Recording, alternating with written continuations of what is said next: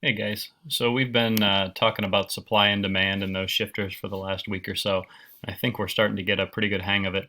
I think things might actually get a little bit easier for us because as we start to talk about government policies aimed at the economy, we're really just going to focus on the demand side. We're going to focus on what changes government can produce to change overall demand. And so it's either just going to shift to the right or the left, and then we're just going to look at what that does to overall prices. So if you were decent with the last part, I think you're going to do even better as we move forward here. We're going to talk about a couple of things over the rest of this week: fiscal policy and monetary policy. They're two different things that government does to try to manipulate the economy, and we're going to start on fiscal policy first. That's the easier of the two. It's easier because fiscal policy is only two things. It's government's use of tax policy or spending. That's it. What do they do to tax rates? What do they do to spending in order to manipulate the economy? And we're going to focus on these particular goals here. We're going to take a look at government's fiscal policy as it relates to coronavirus stuff specifically as our examples. But our goal here with what government has been doing in response to coronavirus has been things aimed at improving employment and to get the economy moving again as much as possible. So we're going to look at fiscal policies that would be aimed at expanding the economy, improving it, raising incomes, allowing for more business creation. So there's two things that government can do, and they both create the same result. The first is for the government to spend more money. That's the government, not just, I think sometimes there's confusion that when the government spends money, it means they're the ones doing things and buying things. And that is certainly true. The government can spend money on things like office supplies and desks and salaries. But the government also pays private businesses to do lots of things. If we're going to build the wall, we have to pay a company to produce the materials. We have to pay a company to actually design it. We pay a company to do the construction. So the government buys lots of stuff. So when the government puts more money into the economy through spending, what we see is that demand curve go from here. This is the demand curve for everything. We've been working with a demand curve for specific products like pizza or hamburgers. We're now talking about total overall demand for the economy. So when the government puts lots of money into the economy through spending, we see that demand curve go from here to here. It moves to the right, just like we've talked about all of last week. When you can get your hands on money, you can buy more stuff. And so that if you're a construction company and the government is spending money to build the wall, then now you have more money to give to your employees who can then themselves buy more things. And so it creates kind of a cycle. I think we had talked about this concept right before we had been sent home. So if you take a look at what the government has done as it relates to coronavirus, they passed a $2 trillion spending package. $2 trillion. For comparison, the 2009 bailout was $831 billion. Okay, so the last time we did this kind of massive government stimulus, it was less than $1 trillion. We have spent $2 trillion on this package so far. And so that's included things like money to individual Americans. That's included $350 billion on small business loans. Now, that money that Congress appropriated ran out in mid-April. They had to appropriate another $300 billion. You can obviously read all these things, but you're talking about massive numbers of dollars put into the economy, put in the hands of businesses and individuals, hoping that the more spending we get, the more we see demand go up, the more economic growth we have. The other thing that you can do to try to improve the economy and shift that demand curve to the right is to cut taxes. Oh gosh, and I didn't change this thing when I copied the slide. This should say to cut tax rates. So what will that do?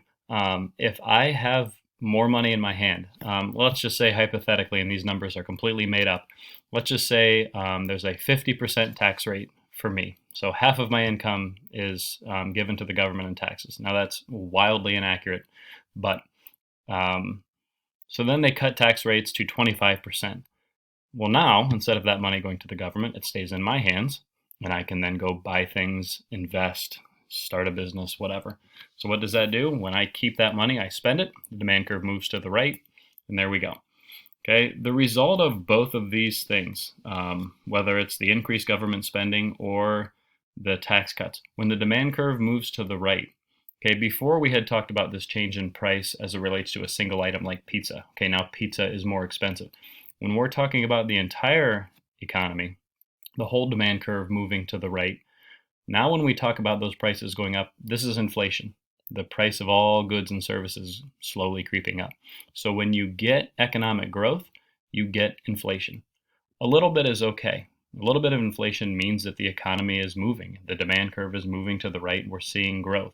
The concern is that when you see massive, really quick shift in demand and prices go up a ton, it's quicker than people can handle it. Remember, inflation is only bad if your income doesn't keep pace.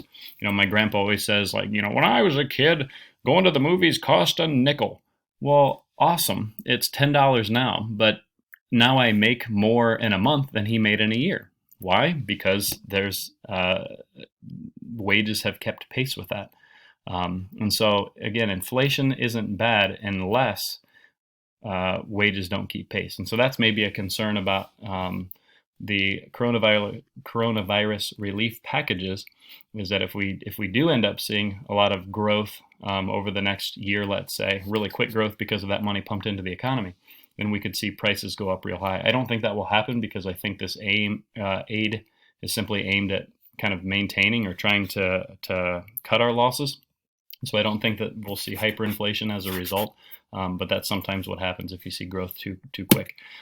Here's an example of tax cut program. This is President Trump's Tax Cut and Jobs Act, and so you can again read all that stuff. But these are the different ways that you've seen tax rates reduced, and so that serves to increase demand.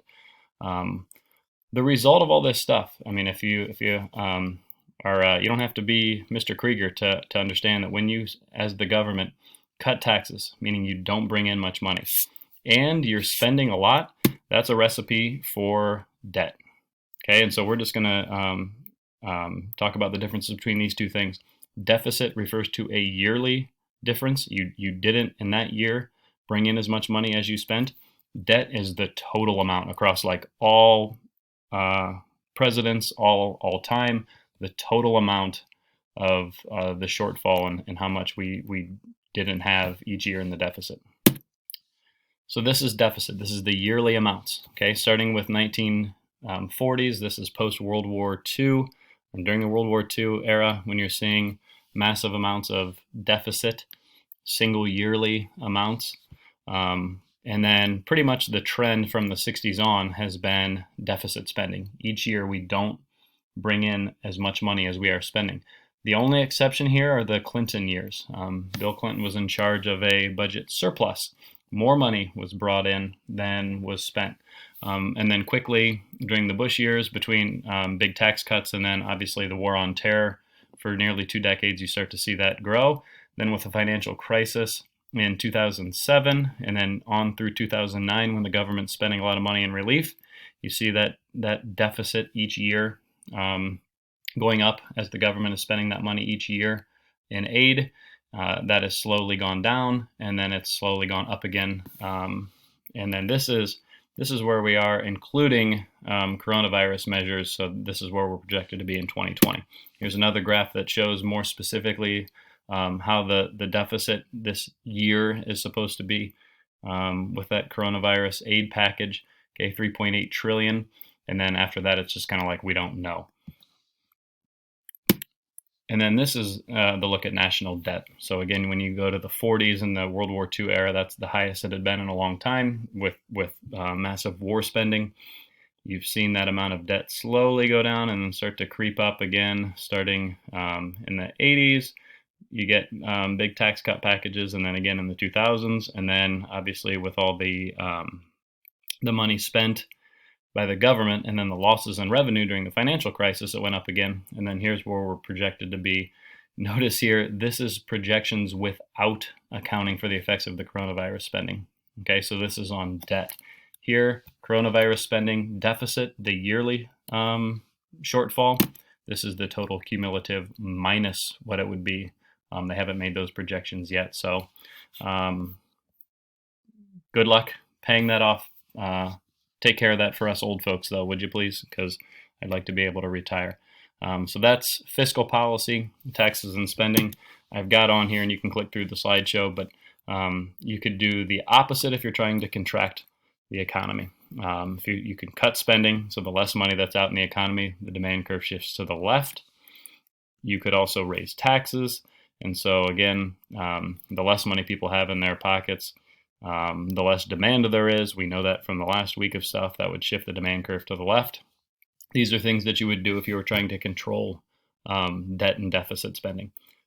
Bring in more money, increase taxes, and spend less as the government, and then you won't see those shortfalls each year. But those aren't real popular, right? Like, I can't imagine any politician getting elected on the slogan, "I will raise your taxes and I will give you less stuff for it." And so both parties contribute to the debt because it's not real politically popular to raise taxes and to reduce spending and benefits. So here we are.